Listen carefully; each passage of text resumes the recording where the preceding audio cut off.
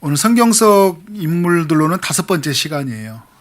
인물들 명수로 말한다면 전체 합친다면 7명 되겠죠. 한번 2명을 한 적이 있으니까.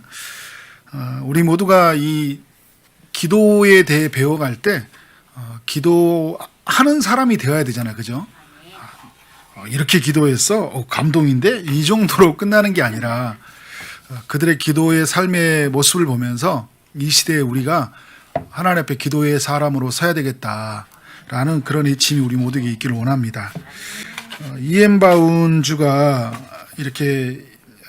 이런 표현을 썼어요. 그 책에서 오늘날 교회가 필요로 하는 것은 더 많은 기계나 더 좋은 기계도 아니요 새로운 조직도 아니요 기발한 방법도 아니다. 교회가 필요로 하는 것은 성령이 쓰실 수 있는 사람, 즉 기도의 사람, 기도에 능한 사람이다. 성령은 방법을 통해서 흘러나오지 않고 사람을 통해서 역사하신다. 성령은 기계에 임하지 않고 사람에게 임한다. 성령은 계획에 기름 붓지 않고 사람에게, 그것도 기도의 사람에게 기름을 부으신다. 오늘 우리로 하여금 기도하는 사람이 되어야 된다는 것들을 강조하는 또 이엠 바운지 이야기를 볼 수 있어요. 기계에 임하지 않고 우리가 의지하는 어떤 문명의 발달로 만들어 놓은 그런 컴퓨터와 이런 모든 기계들에 의한 어떤 정보와 입력했으니까 값이 바로 나오잖아요. 또 인공지능과 같은 또 AI 이런 모든 기계들을 통해서 사람을 대신하는 것들이 많이 있잖아요. 하나님은 그런 걸로 의지해서 이 시대를 만들어가지 않고 누구를 통해서 일한다고요? 기도하는 사람을 통해 일하신다는 거예요. 계획에, 우리가 세워져 놓은 계획에 기름 붓는 게 아니라 기도하는 사람에게. 계획은 누가 가지고 있어요? 하나님이 사실은 가지고 있는 것이잖아요. 창세 전부터 또 영혼까지 하나님이 그 계획 가운데서 우리를 이끌어 가시니까 우리는 기도하면서 그의 계획을 알아가고 그래서 그 계획에 우리가 순종하고 살아가게 되는 것이잖아요. 그런 면에서 우리 모두가 기도하는 사람이 되기를 원합니다. 오늘 살펴보는 내용을 보면 기드온 이 갈렙은요 사실 성숙하지 않은 사람들이에요. 닮고 싶지 않은 이런 인물들이거든요. 저는 오늘 이들을 살펴보면서 어떤 생각이 들었냐면 이런 사람들도 하나님 앞에 기도하고 하나님이 쓰시는구나. 그러니까 하나님이 쓰시는데 왜 쓰냐 봤더니 기도하는 거예요. 근데 기도의 내용을 보면 좀 미성숙하거든요. 하나님이 우리가 기도에 배워왔던 원리들과는 조금 표징을 구하기도 하고 자기 욕심으로 자기 어떤 무지에 빠져서 소원 기도를 하지 않나. 끝까지 하나님 뜻을 알지 못하는 그런 상태에 있는데 하나님이 그런 기도 가운데서 하나님의 뜻을 이루어가시는 모습들을 볼 수 있어요. 어떻게 보면 저를 또 많이 닮았고 이 시대에 많은 사람들을 닮지 않았을까. 그렇기 때문에 우리가 소망을 갖는 거예요. 야곱을 보면서 우리가 소망을 갖잖아요. 야곱도 하나님이 저렇게 축복해 쓰시는데, 그죠? 우리도 야곱보다 더한 우리죠. 우리도 하나님이 쓰신다는 소망이 있잖아요. 요셉 이야기하면 우리는 너무 괴리감이 있잖아요. 요셉하고 우리의 성품이나 실력이나 이런 거 보면 너무 많이 차이 나거든요. 모세나 이런 보면 많이 차이 나. 그런데 야곱 같은 사람들 보면 1호가 돼. 기드온이나 입다 같은 사람들 보면 1호가 많이 되잖아요. 1호를 누리시길 바랍니다. 근데 단순히 1호에 그치는 게 아니라 이들이 하나님 앞에 나아가 기도했던 삶의 원리로 나아가는 여러분 되기를 원합니다. 우리가 기도원에서 살펴보는데 새벽에도 설교를 몇 번 나눴고 또 어떻게 보면 주일날도 2번이나 나눴어요. 제가 한 번 나눴고 재관철 선교사님 모셔서 한 번 더 나눴고 오늘 또 수요일날 한 번 나누게 되는데 올 한 해는 기도원과 뭔가 연결이 되어 있는 것 같죠. 계속해서 기도원의 이야기를 하는가 보면 기도원의 이야기 속에서 하나님이 들려오시고자 하는 그 뜻이 있다. 그런 면에서 우리가 귀를 열고 마음을 열고 들었으면 좋겠습니다. 기드온은 이스라엘의 5번째 사사로 부름을 받은 사람이죠. 미디안의 침략을 받아서 백성들이 고통을 받을 때 살 곳이 없어서 산에서 웅덩이와 굴과 산성을 짓고 살아야 했고 밭에 지은 이 식물은 어떻게 해요? 다 빼앗아 가버렸어요.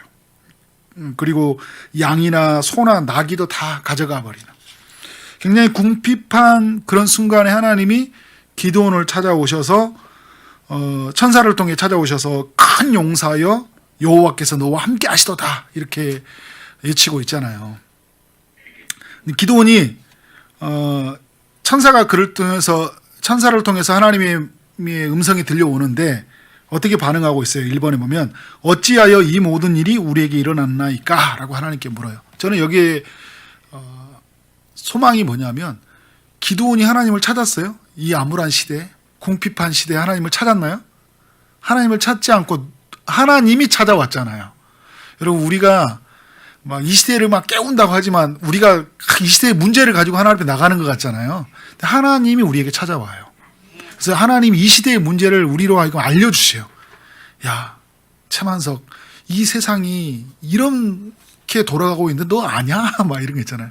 너 민족이, 네 성도들이 이런 상태에 있는지 알고 있냐?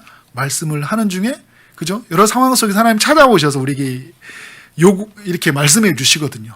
그때 우리가 뭐가 시작돼요? 하나님과 대화가 시작되잖아요. 하나님과 기도가 시작이 되어지는 거예요. 우리랑 정말 여러 모습이 비슷해요. 모세 같은 경우에는 막 시대의 문제를 붙잡고 막 가서 하나님께 기도하는데, 기도원 같은 사람에게는 하나님 일방적으로 찾아와서 말 걸어주시고 기도해 주시니까 얼마나 큰 은혜입니까? 근데 하나님이 너와 함께 하신다 이야기를 하니까 어떻게 기도하고 있어요? 그러면 왜 이런 일이 일어납니까? 왜 이렇게 궁핍하고 왜 이렇게 이방 사람들에게 압제를 당하고 미디안 손에서 넘겨주시고 또 이렇게 고난이 찾아오는 것입니까? 그리고 왜 우리에게는 그 모세 때나 출애굽할 때 우리 믿음의 선배들이 일어났던 기적은 왜 안 일어나요? 여러 가지로 주님이 이해가 안 됩니다. 평소에도 이런 생각을 가지고 있었는데 주님이 찾아오니까 마침 잘 됐다. 이번에 한번 다 물어봐야지. 그런 마음으로 하나님께 쏟아붓고 있는 거잖아요. 이해되지 않는 걸 가지고 하나님께 기도하고 있어요. 기도, 우리가 성경의 인물들을 살펴보고 있는데 비슷한 맥락이 있죠. 이해되지 않는 걸 가지고 자꾸 기도하는 거예요.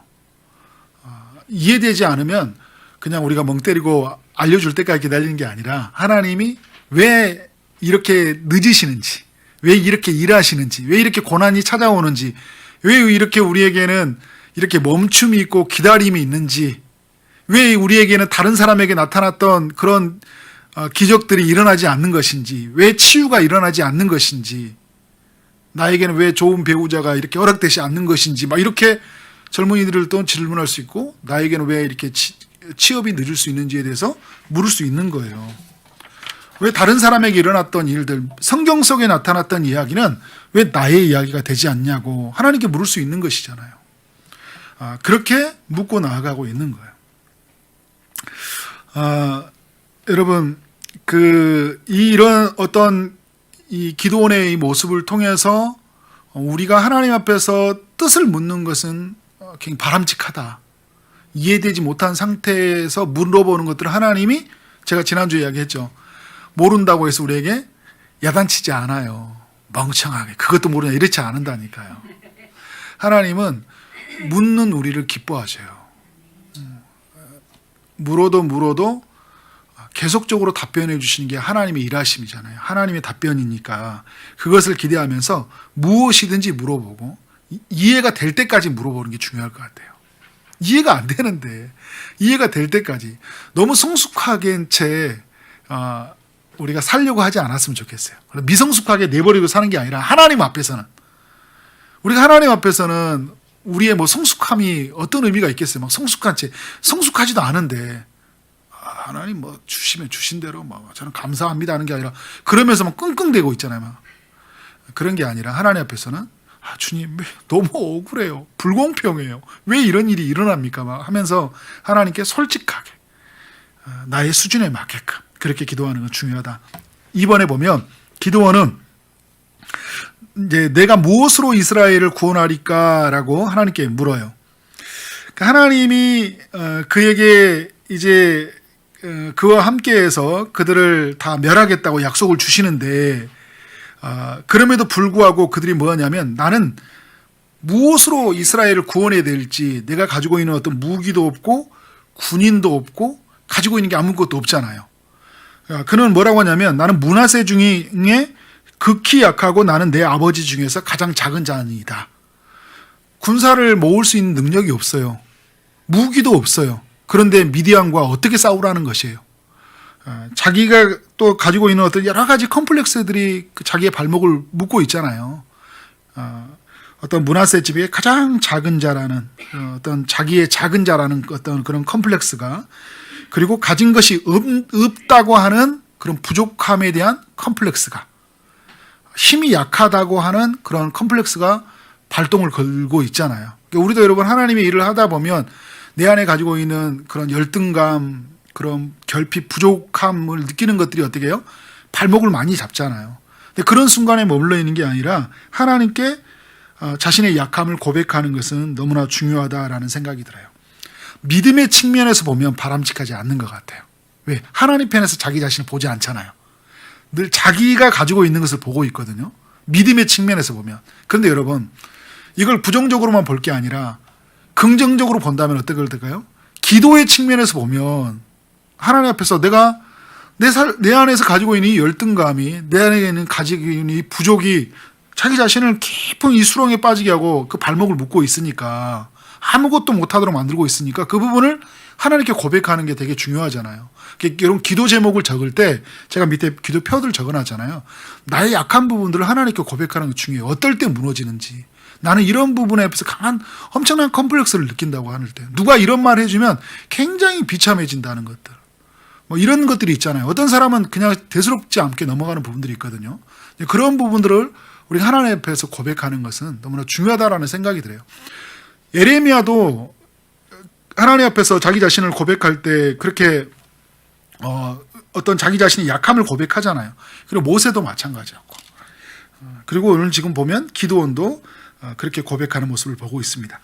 안 되는데 되는 척하는 게 그게 더 하나님 앞에서는 안 좋은 것 같아요. 그러니까 이선이잖아요, 그죠? 안 좋은데 다 된 것처럼 하나님 앞에 하는 게 아니라 안 좋으면 안 좋은 모습 그대로 나가는 거잖아요. 오늘 여러분 기드온과 그 하나님과 둘만이 있는 장소잖아요. 누가 같이 있는 장소가 아니라, 공개적인 지리의 장소가 아니라 상수리 나무 아래에서 하나님과 기드온이 둘이 만나는 대화예요. 무엇이든 말 못하겠어요, 그죠? 어떤 말이든 하나님께 할 수 있다는 것이죠. 3번에 보면 기드온이 뭐라고 하냐면요, 나와 말씀하시는 이가 주 되시는 표징을 내게 보이소서, 이렇게 이야기하는 거예요. 이제 뭐라냐면, 이제 너와 함께 하시다, 큰 용사다, 내가 그들을 다 이제 이길 것이다 이야기하니까, 그 미디안 사람 치기를 한 사람 치듯 할 것이다, 한 사람 치듯 할 것이다, 이런 말씀을 주니까, 나에게 지금 말씀하시니까 주님이신지, 그러니까 이게 누가 말하는지 잘 모를 수 있잖아요. 천사를 통해서 왔는데 천사가 말하기도 하고 하나님 직접 말씀하기도 해요. 하나님이십니까? 내게 말씀하시니까 표정을 보여달라는 거예요. 하나님이 어떻게 하십니까? 표정을 보여줘요. 손에 잡은 지팡이에서 이제 불이 나오게 해가지고 그가 바쳤던, 제사로 바쳤던 고기와 무교병을 불태워버리는 표징을 보여줘요. 그가 이 표징을 보고 나서 기드온이 확신을 가져요. 하나님이 살아계시구나. 내게 말씀했던 분이 주 되신다. 여러분 그런 거잖아요. 여러분도 삶 속에서 이렇게 있다가 하나님의 말씀이 이렇게 들려와요. 그런데 분명해져요. 이게 분명한 하나님의 음성으로 듣기면 확신이 생겨요. 그다음 가감해집니다. 어떻게 하냐면 기드온이 자기 아버지의 집에 가가지고요, 우상들을 다 불태워버려요. 헐고 무너뜨려버려요. 아버지 집에. 굉장한 큰 용기잖아요. 보면 여러분 이 앞에 내용이, 흐르는 내용이 보면 기드온이 굉장히 소심한 사람이잖아요. 이 사람이 자기 아버지 집에 가서 우상을 다 헐고 불태우는 거예요. 왜? 이제 나는 어떻게 되냐? 나는 없고 구속한 주만 있는 거예요. 세상은 다 간데없고 주만 있으니까, 그의 말씀이 살아계심이 분명해지니까 가감해진 거예요. 용기 있어지잖아요. 가감한 결단을 해요. 근데 기드온은 또 연약해요. 자기 그 집의 개혁을 이루었는데 뭐라 하냐면, 이제 이 나라를 구원하려고 하면 지금 미디안을 쫓아내야 되잖아요. 그러니까 지금 이스라엘이 고난받은 게 뭐였냐면 우상숭배 때문에 고난을 받은 거였거든요. 그 문제의 원인은 제거를 했어요. 가감하게. 하나님의 살아계심을 알고. 그런데 지금 이제 미디안의 침공을 계속 받고 있으니까 이들을 멸해야 되잖아요.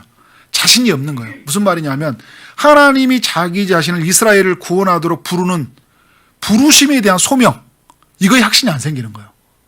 여러분, 우리도 소명에 대한 기도를 많이 하잖아요. 요즘에는 제가 교회에 이렇게 신앙생활하면 요즘에 트렌드인지 아니면 이 시대가 흐르는 기류인지 모르지만요. 소명을 가지고 기도하는 사람은 제가 극히 못 봤어요. 하나님이 내게 이렇게 부르셨습니다. 이런 것들이 있잖아요. 그러니까 하나님이 나를 구원으로 부르셔서 1차적인 부르심이라고 하거든요. 2차적인 부르심은 내가 가지고 있는 어떤 일과 내가 가지고 있는 은사를 가지고 하나님 나라에서 어떻게 살겠습니다. 이런 어떤 그게 하나님의 뜻이 무엇인지, 내가 선교를 할 때 어떤 선교를 하는지, 내가 교회를 세울 때 어떻게 해야 될지, 내게 주신 은사가 어떻게 해야 될지에 대한 부분들을 하나님께 기도하는 거잖아요. 기도원은 분명히 하나님은 살아계시는데 내가 이스라엘을 정말 구원하도록 부름받은 사람인지, 자기 말고도 사람들이 많이 있잖아요. 왜냐하면 똑똑하고 싸움도 잘하는 용사들도 많이 있을 텐데 왜 나를 하나님이 불러주시지? 나 같은 사람을 왜 쓰시냐는 게 이게 이제 궁금한 거예요. 그래서 그가 또 이게 그 기도하고 나아가는데, 먼저 기도의 4번에 보면요, 하나님께서 이미 자신에게 말씀해 주신 내용을 말해요. 그래서 기도원이 하나님께 여쭈되 주께서 이미 말씀하신 것 같이 내 손으로 이스라엘을 구원하시려거든, 이렇게 이제 하나님이 주셨던 말씀을 붙잡아요. 말씀을 붙잡고 그러면서 자기 자신이 하나님께 부름받은, 어떻게 기도하냐면 5번에 보면 하나님이 자기 자신이 이스라엘을 구원하도록 부름받은 것이 무슨 뜻인지 알기 위해서 뭘 구하고요? 표징을 구하는데, 내게 양털 한 뭉치를 타작 마당에 내가 둘 테니까 이슬이 양털에만 묻어 있고 주변 땅을 마르게 하면 그것은 하나님의 뜻인 줄 알겠습니다. 나를 이스라엘을 구원하기 위해서 하나님이 부르시는 줄 알겠습니다. 이렇게 말하는 거예요. 하나님이 나를 쓰시고자 하나님께 그 표징을 구하고 있는 거잖아요. 하나님이 어떻게 합니까? 그대로 해요. 근데 기도원은요, 이게 또 이 도마같이 뭔가 보여줘야지 믿는 사람이에요. 그러니까 보여줘도 또 보여줘야 돼요. 잘 확신을 못해요. 여전히 확실하지 못해요. 우연이 된 건지 몰라. 그럴 수 있잖아요. 그죠? 이게 양털에만 있고, 이거 자체만 해도 신기한데, 그거에 대해 누가 여기다가 물을 부었나? 이렇게 생각할 수도 있겠잖아요. 이 상상력이 많은 사람은 그렇게 말하거든요. 그래서 어떻게 하는 거예요? 이제는 반대로 하는 거잖아요. 그래서 양털만 마르게 해달라는 거예요. 그리고 주변 땅에는 다 이슬이 있게 해라. 아침에 딱 봤더니 어떻게 됐어요? 양털만 말라 있는 거예요. 머리가 쭈뼛 서는 거잖아요. 하나님 진짜군요. 하나님이 나를 쓰시려고자 하는 하나님의 뜻이 분명하군요 라고 하면서 어떻게 되는 거예요? 나의 생각에서 누구의 생각으로 옮겨갑니까? 하나님의 생각으로. 나의 비전에서 하나님의 비전으로, 나의 뜻에서 하나님의 뜻으로 완전히 채워져서 어떻게 돼요? 그는 이 미디안의 군대를 쳐들어가잖아요. 몇 명으로 하나님 줄여서 갑니까? 300명으로. 철저하게 하나님을 의존해서 하나님의 승리를 경험하게 하시는 거. 그러니까 기드온으로 하여금 하나님이 기드온에게 보여주시는 일이에요. 그러면서 이스라엘 땅에서 1차적인 기드온이잖아요. 이 모든 일은 하나님이 하시는구나 라는 강력한 하나님의 그런 임재, 의식, 그 다음에 하나님의 살아계심에 대한 분명한 확신, 이것을 어떻게 되는 거 알게 되는 거잖아요. 기도의 현장 속에서 하나님이 더욱 그를 믿음으로 부여하게 하는 거예요. 여러분, 기도가 이래서 우리가 믿음의 성장에 너무 중요하다니까요. 기도하니까 그의 믿음이 그런 하나님의 역사함을 보게 되는 거잖아요. 그죠? 그런 면에서 우리 모두가 기도하며 나가길 원합니다. 저는 오늘 이제 여기서 이제 우리가 좀 정리될 생각이 있는 게 뭐냐면, 지금 이 시대에서 이 기드온처럼 표징을 구하는 것이 바람직하냐라는 그 질문을 던지고 가봐야 돼요. 그죠? 그래서 제가 아까도 잠깐 말했지만 긍정적인 면과 부정적인 면이 있다고 봐요. 이제 긍정적인 면에서를 본다면 그가 이제 그 하나님께 기도했다는 거예요. 그리고 하나님의 뜻을 알고자 했다는 거예요. 근데 아직 그의 수준 믿음이 연약하잖아요. 우리도 여러분 믿음이 연약할 때는 보여달라고 하는 게 많잖아요. 보여줘야지 믿는 게 좀 많거든요. 그래서 그런 측면은 긍정적인 측면이다. 근데 이 시대를 가지고 와서 보면 긍정적인 측면은 하나님께 무엇이든 구할 수 있다는 거예요. 부정적인 측면을 하는 게 뭐냐면, 표징을 보여줘서 믿는다고 한다면 사단이 와서도 어떻게 할까요? 표징을 보여줄 수 있는 거잖아요. 그래서 내가 뜻이라고 말하면 사단이 보여줘서 동일하게 뜻으로 될 수 있는 거예요. 사단은 아니지만, 제가 이제 얼마 전에 우리 최영재 집사님이 했던 이야기예요. 사단이 주셨던 건 아니에요. 근데 최영기 집사님이 그런 이야기를 했었어요. 기도하다가 자기가 평상시에 하나님이 기도하고 기도에 응답했던 어떤 루틴이 있었어요. 자기만의 신앙에 이제 살아왔던. 그런데 그렇게 기도했는데 하나님이 일하실 거라 믿었는데 갔더니 그런 결과가 아닌 거예요. 아, 그렇게 하나님이 일하시는 어떤 기도의 응답이 내가 옛날에 기도했던 것들로만 안 하는구나, 이런 게 있었다는 거잖아요. 그러니까 하나님의 일하심의 통로는 여러 가지들이 다양하니까. 근데 분명한 건 뭐냐면요, 하나님이 살아계셔서 일하신다는 거예요. 근데 저는 여러분들이 무엇으로 우리가 가야 되냐면, 예수님이 십자가에 죽는 것밖에는 보여줄 게 없다고 그랬거든요. 그러니까 요나의 표적밖에는. 그러니까 요나의 표적이라는 것은 그가 물고기 뱃속에 들어가는데 죽었는데 하나님이 토해내서 살아나게 하신 거잖아요. 그러니까 예수님이 보여주고 있는 건 뭐냐면 자신이 십자가에서 죽고 살아난 것밖에 보여줄 게 없다고 말하는 거예요. 그러니까 우리가 진짜 표적을 구하는 것은 예수님이 우리 가운데 죽으시고 다시 살아계셔서 우리 가운데 함께 하신다. 그래서 그의 이름으로 구하고 찾고 두드리며 주님이 일하신다는 것들. 오늘 교회 가운데서 주의 성령을 통하여 말씀하시고 일하신다는 그것을 하나 믿으시기 바랍니다. 또 하나 뭐냐면, 그렇게 우리가 될 때 이제 그러면서 그 구속의 사건을 우리가 믿으면서 성경을 붙잡고 성령의 인도하심을 받으면서 하나님의 뜻을 발견해 나가는 거예요. 그러니까 하나님의 뜻을 발견하도록 이제 우리에게 뭘 주셨어요? 성경을 주셨잖아요. 그러니까 기도는 그 당시에 성경이 완성되어지지 않았으니까, 그죠? 모세의 율법이 있었지만 그가 다 하나님의 뜻을 알 수는 없었잖아요, 그죠? 지금 우리는 완성된 하나님의 뜻을 가지고 있잖아요. 계시가 완성이 되어졌어요. 그러니까 성경이 있어요. 하나님의 뜻을 알도록 방편으로 주셨어요. 예전에 기적을 통해서 하나님이 보이셨다면 이제는 성경을 주셨어요. 그리고 성령을 우리에게 부어오셨잖아요. 성령을 통하여 하나님의 말씀이 깨달아지도록. 그러니까 우리가 기도할 때 말씀을 붙잡고 기도하고 나갈 때 주의 성령이 하나님의 뜻으로 명확하게 된다는 거예요. 이걸 믿으라는 거예요. 그러면 돼요, 여러분. 이런 부분으로 여러분이 해석하고 기도하며 나가 있는데, 정말 저는 이 부분에서, 그러나 이 기도원의 기도에서 저는 크게 세 가지를 생각해 봤어요. 제가 6가지를 말했지만, 이해되지 못한 것들에 대해서 부르짖어야 된다. 또 하나는 하나님의 살아계심이 믿어지지 않으면 그거 엎드려져야 된다. 저는 그런 것 같아요. 주 대신 표정을 보여달라고 했잖아요. 그러니까 내가 뭐 표정을 보여달라는 게 아니라 하나님의 살아계심이 말씀이 믿어지는 거잖아요. 주의 성령을 통하여 내 눈의 비닐이 벗겨지고 내 귀가 열어져서 정말 하나님의 살아계심이 믿어지도록. 여러분, 우리가 새벽마다 요한복음 이야기를 하고 있는데요, 7가지 표적인데 그게 정말 믿어지도록, 그게 정말 살아계심이 오늘 또 우리 가운데 일해진다는 게 믿어지도록 정말 역사해달라고 우리가 기도하는 건 정말 중요하다고 생각이 들어요. 믿음을 위해서. 하나님의 실존적 확신을 위한 믿음이 필요하잖아요. 그래서 히브리서 11장 6절은 그러잖아요. 믿음이 있는 자는 어떻게? 그가 살아계신 것과 그가 자기를 참는 자들에게는 상 주시는 이심을 믿으라. 그러니까 그의 살아 존재, 그리고 우리에게 주신 그 약속, 그의 일하심을 믿으라는 거예요. 믿어지지 않으면 기도해야 되죠. 그냥 교회를 문화로 다니는 게 아니잖아요. 교회를 우리가 여러분 착해지려고 다니는 게 아니잖아요. 살아계신 하나님을 만나러 왔잖아요, 그죠? 믿어지지 않아. 그럼 엎드려져야죠. 기도원처럼. 주님 믿어지게 해주세요. 금식해야 돼요. 막 믿어지지 않으면. 그래, 그 약속을 믿고 나가는 그런 측면이 있다. 또 하나는 기도는 뭐냐면 자신에 대한 소명. 저는 이게 이 시대를 향해서 하나님 나를 어떻게 일하시기를 원하십니까? 지금 이 시대가 막 이렇게 돌아가잖아요. 코로나와 이런 시대를 돌아가요. 그래서 우리 교회를 세우고 이럴 때 이 시대 때에 하나님 저를 어떻게 일하시길 원하십니까? 라는 그런 물음이 필요하다는 거예요. 젊은이들 안에서 막 그런 운동 일어났으면 좋겠어요. 막 이런 것 때문에 막 주님, 저 이렇게 이런 선교, 이런 막 나가지 않다, 이런 사역을 하고 싶습니다. 이렇게 돕고 싶습니다. 막 이런 일들이 젊은이들한테 일어나고, 우리 이제 기성세대들 안에서도 이런 것들이 여전히 나이가 들어서 여러분 몸은 늙어가지만 꿈은 우리에게 누구나 다 갖는 거잖아요. 하나님께 주신 소명은. 모세도 80대의 소명을 받았는데, 그죠? 그런 마음을 가지고 하나님 앞에 좀 물음에 대한, 그런 물음에, 진지한 물음에 대한 기도가 필요하다라는 것이죠. 자, 입다에 대해서 이제 시간이 많이 됐기 때문에 좀 빨리 하고 넘어가면, 입다는 8번째 사사예요. 기드온은 5번째 사사고, 암몬 사람들의 침략을 받았어요.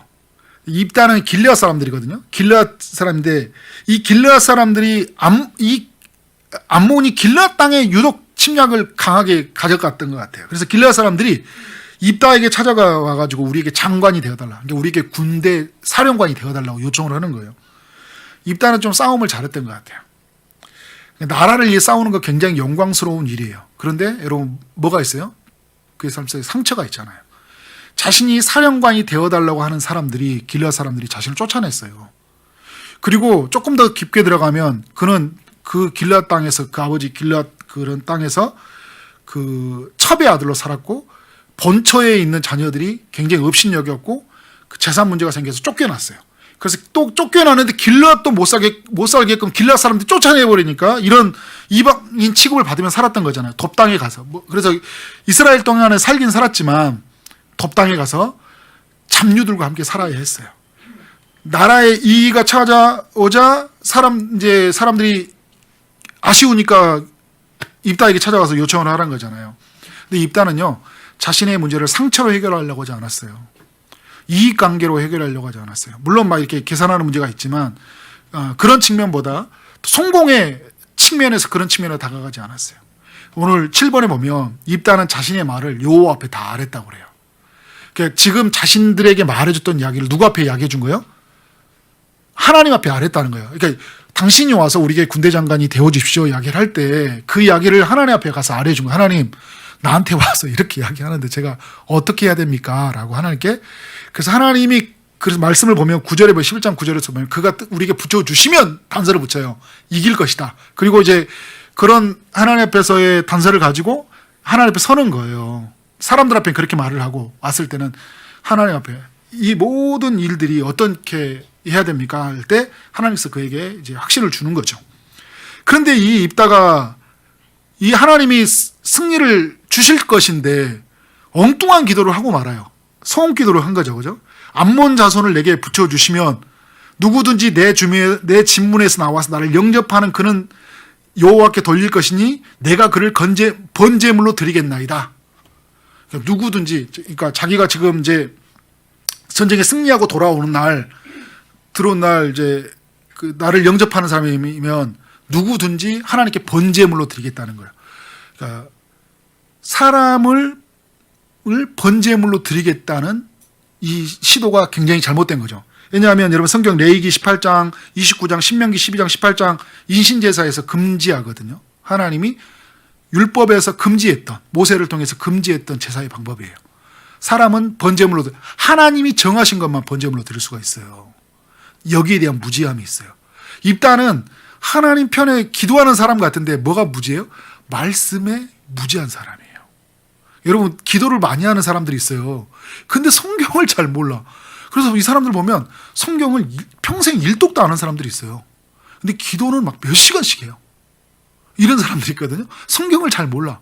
이런 사람들이 잘못하면 어떤 사람들이 있냐면 전혀 이상한 기도를 할 수 있어요. 지금 이런 기도가 어떤 기도냐면 당시 이방신들에게 드렸던 제사의 방식이에요. 그러니까 지금 이 입다는 이 잡류들과 살아가면서 어떤 게 이 사고가 길들여져 있어요. 이방적인 세상적인 사고와 온갖 세상적인 상식과 그런 모든 것들이 다 같이 있다 보니까 기도도 어떻게 해요? 그렇게 기도를 하는 거예요. 그렇게 기도를 하면서 어떤 결과를 냈어요. 9번에 보면 그 잘못된 지식에 갇혀 하나님께 뜻을 묻지 않고 어리석은 행동을 하고 말하는데, 이게 이런 어떤 사원 기도는요, 레위기 27장에서 보면 마지막 장에 서원에 대해서 잘못된 기도를 할 때 정한 값을 지불할 수 있었어요. 그러니까 서원에 대한 기도에 대해서 이게 우리가 서원 기도를 했지만 만약에 서원 기도에 대해서 했을 때는 값을 지불하고 이제 그것에 벗어날 수 있었는데 그런 거에 대한 말씀에 대한 지혜가 없었고, 그리고 번제물로 드리는 거, 이거는 이런 잘못된 서원 기도잖아요. 그죠? 회개하고 하나님께 다시 수정하면 되는데 전혀 그런 뜻을 묻지 않고 어떻게 돼요? 자신이 이미 생각하고 정한 건 그대로 해버리는 거예요. 그러니까 여러분 이거 무서운 거예요. 내가 한번 기도해서 처음에 뜻을 받았던 걸 가지고 계속 해버리는 게 굉장히 무서운 거예요. 자, 사도행전 16장에 보면 사도 바울이 처음에 하나님께 주신 마음의 소원이 아시아로 가는 거였어요. 1차적인 하나님의 마음의 소원이에요. 그런데 아시아에 막상 가려고 하니까 어디에서 하는 거예요? 마게도니아의 손짓이 오죠. 유럽에서 손짓이 오는 거예요. 2차적인 하나님의 뜻을 바꿔주시는 것이 나오는 거잖아요. 그러니까 우리는 처음에 기도했기 때문에 나는 이거 기도해서 응답받아서 그런 게 아니라 또 하나님이 우리 가운데서 수정해서 우리가 한 걸음 내딛었더니 다음 걸음을 갈 수 있는 기름을 보여. 지금 나는 한 걸음도 내딛지 않았기 때문에 어디로 갈지 몰랐는데 한 걸음 내딛고 나니까 하나님이 다음 걸음을 알려주신 거기도 하잖아요. 수정하셔서 보여주시기도 하고 처음부터 몰랐는데 한 걸음 냈다가 다음 걸음도 보여주시는 하나님의 다양한 일하심이에요. 그런 면에서 어떻게 해요? 하나님께 뜻을 물어야 되잖아요. 한 걸음 한 걸음 내딜 때마다. 근데 오늘 첫 걸음을 잘못 디뎠어요. 그러면 뜻을 물어서 다시 수정을 해야 되는데 그렇지 못하고 어리석은 행동을 하고 말아요. 자신의 딸이 속옷을 잡고 춤추며 나와서 영접하니까 그는 그의 무남동녀라. 아들도 없고 딸 하나 있는데 어떻게 하는 거예요? 그를 번제물로 드렸다. 근데 여러분 이제 질문이 있어요. 정말 그 입다의 딸을 죽였을까요? 두 가지의 해석이 있습니다. 그러니까 중세 때까지는 어떤 해석이 앞섰냐면 이 딸을 죽였을 것이다 라고 이렇게 해석을 해요. 그러니까 그대로 본문 그대로 죽였을 것이다. 그런데 이제 중세 이후에 신학이 좀 발전하면서 어떻게 이야기하냐면 번제로 죽이지 않았고 그녀로 하여금 평생토록 성막에서 봉사하게 하지 않았을까. 이렇게 해석을 하더라고요. 학자들이 이런 이야기를 해요.